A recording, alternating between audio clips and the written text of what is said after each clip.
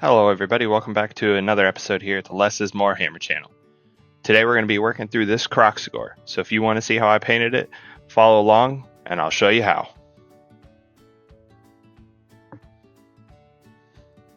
So if you saw my last short, you'll know that I am one Kroxigor away and a Carnosaur away from finishing the Seraphon Spearhead from Warhammer Age of Sigmar. So today we're going to be working through that. For this episode, we're going to be working on the Kroxigor here. My colors of choosing are Thunderous Blue from Army Painter for the back carapace, Wolf Gray for the skin, and then Frost Blue here for their stomach for the Kroxigors. We'll do some blending today, so if you're not sure how to do that, follow along and I'll show you how I go about that process. Like I said, with these Kroxigors, I like to start with good Thunderous Blue, so we're going to work through that real quick. So for this, I start do their whole face, work the way down through the back at the top, working through the tail here. So let's go ahead and let's get started there. Alright everybody, welcome back. Just finished up that first base coat here. Wanted to check in, let you know how I'm doing, let you know any difficulties that I had. So this only difficulty on this sculpt is these scales at the top that you can kind of see through there. You can tell I missed a little bit of them at the edges there. It's very hard to get a paintbrush back there, so I'll make sure to cover that nice. My second base coat here, other than that, not many issues. It's very rough first base coat, just trying to get everything covered that I need. These spikes here, we'll eventually cover over them with ivory, so hopefully that blue doesn't stick too much through on those, but other than that, everything's going pretty well. I will see you after I finish that second base coat. Back here again, just finished up that second base coat, still drying a little bit. We're going to move on to the skin tone here. Like I said earlier, we're going to be using Wolf Gray from the Army Painter. With that, we're going to be doing all the arms, the outside of kind of his chest area, legs, and the underside of the tail here are going to stay away from the feet and the stomach. We're going to work through that Wolf Gray on everything else here. And I will see you when I'm finished with that first coat. Welcome back. Just finished that first coat there. As you can see, a lot of that black primer is still showing through, and that's where some of the downfalls of that black primer is. But for me, I think it's easier because if there are areas that I miss, you're not really going to be able to tell. That black kind of hides it, makes it look more like a shadow. There's some detailed areas kind of in the pits. There's some detailed areas kind of like back in here that I missed a little bit. It's not really focusing, but in the back behind his arm and head. So I'll have to go through with that with a smaller brush. The underside of his neck, messed that a little bit. Again, have to go back through that smaller brush. But like I said, I use the black primer because it keeps those shadows. So if there's areas that you miss, it's not really, no one's really going to be able to notice because it's black and not like a bright white. So that's why I do that. But I'm going to go through the second coat real quick once everything's dried, and then we'll move on from there. So I'll see you when I get back. Everybody, just working through that second coat. I decided to go ahead and paint his chest there. I realized that with the color that I'm going to be painting on top of it, it's so light that it might take more than 2 coats, probably closer to 3 or 4.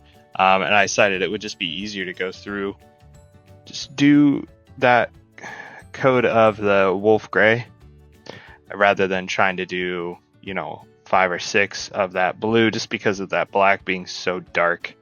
It would have had a tough time really pulling through there. So decided to go ahead and do that. Right now, I'm working on just cleaning up some of the edges of his back carapace there. Got a little loose, playing a little fast and loose with those base coats. So decided to go ahead and just clean that up now. Hopefully I shouldn't have to go through and do it again. But for these, this takes time. You gotta be really careful. use that side of the brush to kind of go right along with it. It should give you a nice clean edge there to really break it up. So go through, pick up some of the spots that I might have missed through that. We're gonna way back along this side, make sure I didn't miss anything too crazy. I got a little hectic there. Just nice and clean. You try and pick some of that up. Again, the black primer helps with that, because if you did miss anything like I did here, you can't really see. Did miss anything, I missed a little bit right through here, so that black isn't really going to show it too much. So looking pretty good so far. Didn't do the hands right away, just because I was using a bigger brush. I was using a 3, so I mean, yeah, I would have got everywhere with it, but went down to my Sable Hair 1, so should be able to go ahead and work through those right now. After that, we will start working on the stomach. So once I get done with those hands, I'll join you back and we'll go from there. All right, finished up those hands there. What we're going to work on now is the stomach. So my plan for it is going to be doing just one base coat of this frost blue paint from Army Painter. We'll go back with the wolf gray, try and do a glaze over it to try and transition that stomach to, I don't know, side pretty nice and smooth. I've done it once. This will be my second time trying to do it, so hopefully it works out pretty well. You can join me for that struggle there. But other than that, yeah, it's looking good. So we'll do the stomach, finish up some of the feet, and then decide what to do next after that. Probably the club, but we'll see. All right, welcome back, everybody. So I finished that chest and then just did a rough, obviously real rough base coat over the feet there. We'll go through, we'll fix that up. But right now I think we're ready for the glaze. So I'm going to do this along with you. So that way you can see either how I do it or how not to do it. So I thinned down, sorry, bumped the table. Thin down some of that wolf gray, really thin with just some water. So what we're gonna do is just take that, we're just kind of gonna layer it over the edge here to help smooth some of that transition so it's still pulling through. And then when it dries, hopefully it kind of clears some of that up. We'll do that as many times as it takes to make it really nice and smooth. So we're just going to go grab some more, go through. Yeah, I'm not sure if you're going to be able to see much of this. My setup isn't really super great to where we can both see what I'm doing, but hopefully can get my point across here with what I'm trying to do.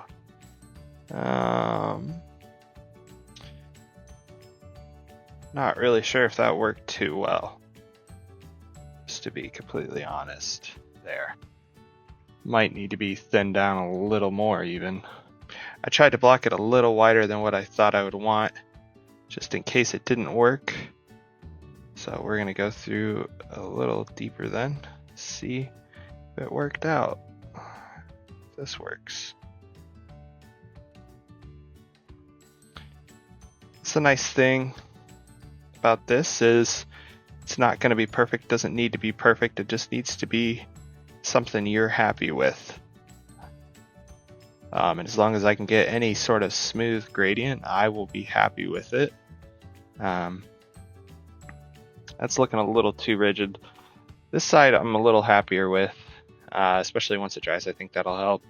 But if you have a reptile or have seen a reptile, which obviously Seraphon are, they don't really have that perfect stoppage, or not every species is going to look the exact same. So they're going to have different patterns and stuff. So it's never going to be smooth, natural, and that's the nice thing about working with models that have some sort of representation in the real world, I suppose, if that makes any sense at all. But I'm gonna stop the recording here real quick, clean up a little bit, and try again, because I'm not really super happy with how this looks.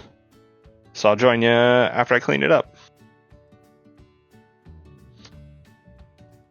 Kind of cleaned it up a little bit, just got a little more on there, and then just finished a nice base coat on the feet. So we're going to go back to this, thinned it down some more, so hopefully this will kind of help transition here a little bit better. I still think that's too thick though. Well, this is all just trial and error, so that's okay. Let me even try just a little more. I feel like I'm over thinning it though, but this is, like I said, this is a beginner channel. I haven't been painting very long, so all this stuff is kind of new to me. And as this is a channel focused on beginners, this might be new to you too. Can't see that at all. And that's what this is all about, is just showing you that as a beginner, you're never going to be perfect with it right away. And if you are, more power to you, I guess. But this is, I can't seem to have y'all see this in the slightest today. But yeah, this is a beginner channel for beginners by a beginner.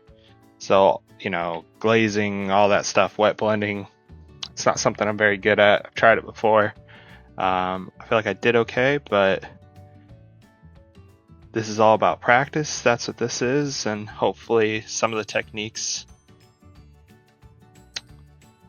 you see me struggling with, it'll give you more confidence to do it yourself. That's my goal, is making sure that y'all feel confident to try new things. So yeah, I'm looking okay with that. Obviously it's rough, so hopefully the wash I put over it will help that stick, help smooth that out a little better, but we'll let it dry, see what it comes with up to, and like I said, hopefully that wash that we throw on is going to help smooth it better. But I think that's looking okay. It's looking rough, but when you see it from, if you're playing tabletop, you're going to be looking from 2 feet away, so hopefully that's, you're never going to be digging into the details there, but we have another one to do down here, so let's get to that, see if it looks a little better on this. This is a nicer area, so hopefully we'll be able to smooth it out a little bit on the feet here. Normally I just go with some stippling to try and smooth it, so taking one color and poking it over the other, but seeing as how I already have this rolling, might as well give it a shot, I suppose.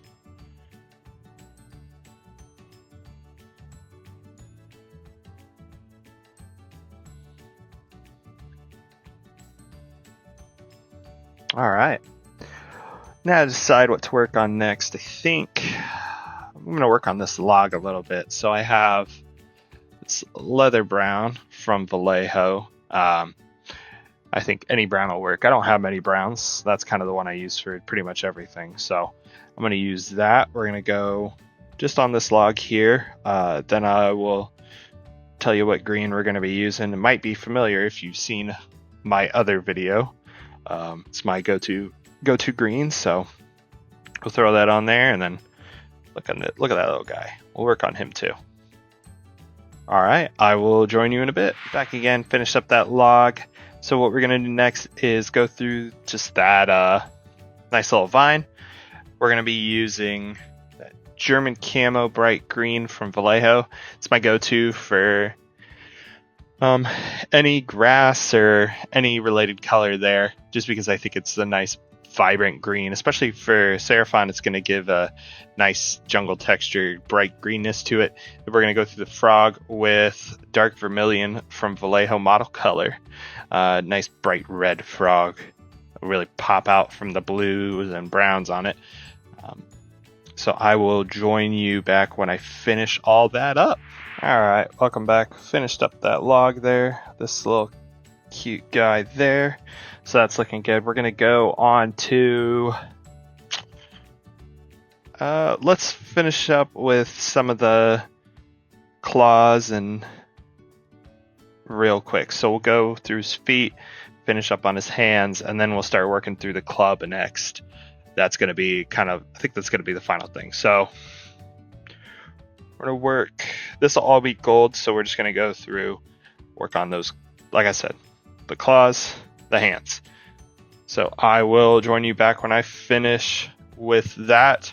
We are going to be using ivory, as we do from Vallejo.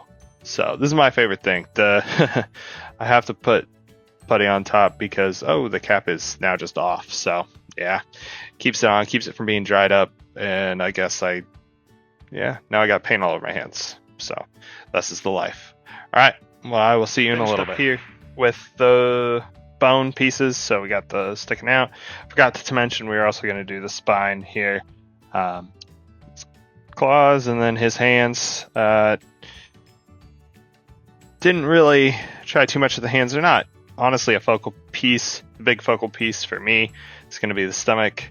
The base, just because people are always going to be looking how you do it, and then obviously this tail because it sticks out so nice. It's going to be bright gold here, so people are going to be looking at that. So I tend to focus a lot on what people are really going to be focusing on the model. That's where I put my most effort to. I don't have a lot of time for painting in the week, so for me, time is money when it comes to my painting. Since I don't have a lot of it, I got to make it count. So that's what I really try on each model, is where I think the focal point is going to be. So it's face, chest, and then base is usually what I focus on. Depending on the model, the weapon will be the focus. So you want to put a lot of time into that. And then with these, their tails they have different ornaments on the end. So people are always going to wonder what you chose. So make sure you focus on that as well. So next, I'm going to be working on this. So for the stone part of it, I use worn stone from Army Painter. And then for the gold, I use greedy gold, also from Army Painter. I like this gold, super bright, super vibrant. I don't think you can go wrong with it. So we're going to start with the weapon and the base, the handle of it, and do all the worn stone with that.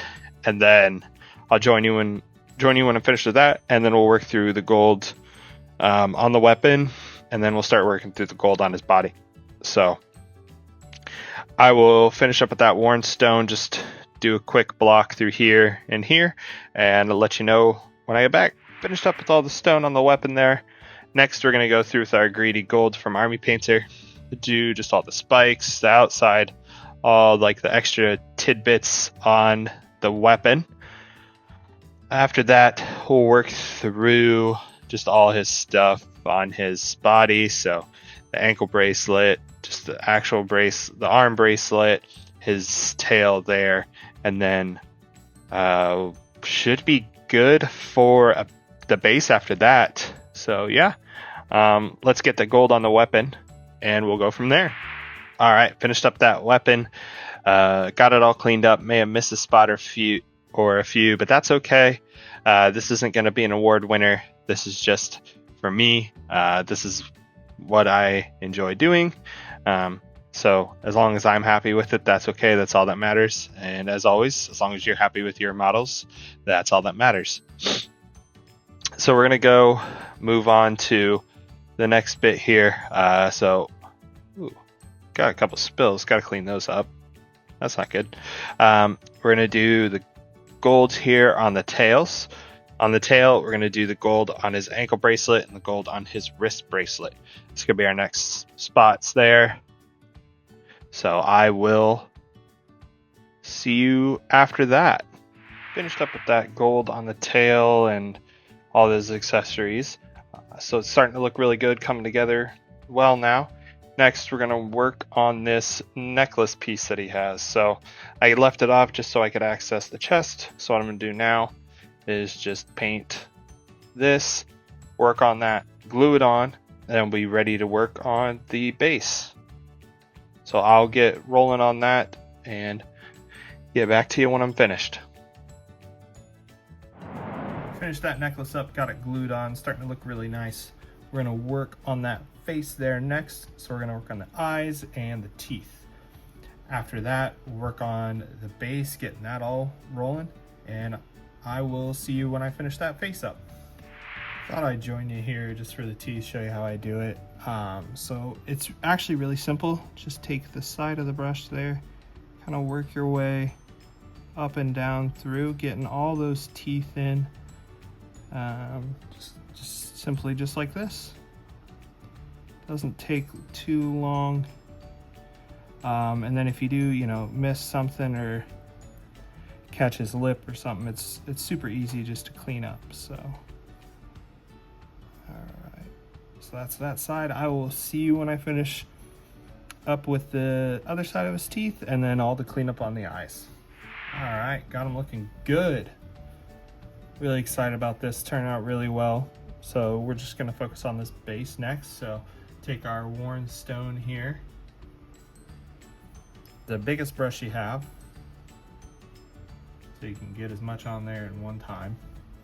And we're just gonna take it and roll through here. Got that base rolling. So I think what we're ready for is a wash now. So for his skin, his kind of armor plate, anything that's blue, I do a 3-to-1 ratio of 3 drops of blue tone from Army Painter to 1 drop of dark tone. Anything else, so his weapon, all his necklace, anything else that I want to wash, I just use the strong tone, kind of get that brownish in there. So I will get that all rolling and join you when it is done. Okay, got that wash all done. As you can see, it is still super wet. Literally just finished it, but I will wait for it to dry and I will show you all what it looks like when it's dry and done. Here is the final product. I think it turned out really nice. I think it's a very easy video to follow along with. Nothing super complicated was done here. So if you're a beginner, I think this is a perfect place to start. If you're more advanced, I hope you did learn something as well. Let me know what you think down in the comment section. Like and subscribe, and join me in the next episode here at Less Is Morehammer.